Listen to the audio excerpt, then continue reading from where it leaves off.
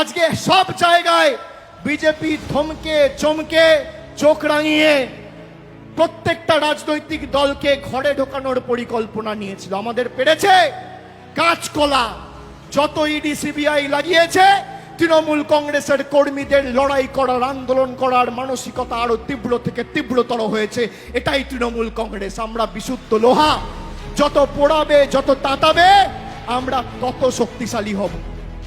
হঠাৎ করে সংশোধন পরিবর্তন করার আইন নিয়ে চলে এলো। আজ থেকে 4 দিন আগে রাতের অন্ধকারে আইন পাস করিয়ে তারা ভেবেছিল যে ভারতবর্ষটাকে নিজের ময়ূরসী পাট্টা করে রাজত্বে আর পৈতৃক সম্পত্তিতে পরিণত করবে।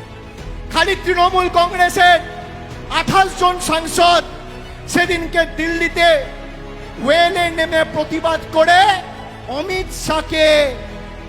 শাহকে ফোর্থ রোতে পাঠিয়ে বিল ইন্ট্রোডিউস করিয়েছিল। আপনি সামনের সারিতে বসে বিলটা পর্যন্ত পেশ করতে পারেননি। এটাই তৃণমূল কংগ্রেসের ক্ষমতা।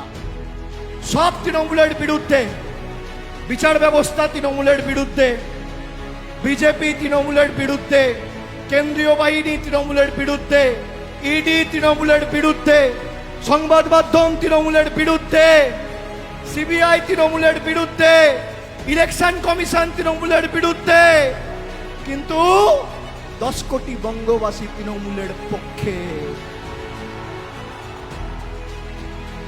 এসো লড়াই করো, কত ক্ষমতা দেখি। একদিকে 10 কোটি বঙ্গবাসী, আর একদিকে দিল্লির জমিদারদের নেতৃত্বে ইডি সিবিআই সংবাদ মাধ্যম।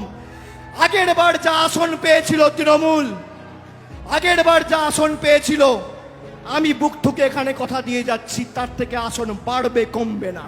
আজকে যুদ্ধের জয়ধ্বনি, আজকে যুদ্ধের দামামা বাজলো, আর আগামী 28শে আগস্ট এই গান্ধী মূর্তির পাদদেশে আমাদের চতুর্থবার সরকারটা মমতা ব্যানার্জির নেতৃত্বে হওয়ার পর জয়ধ্বনিটাও এখানে দেব।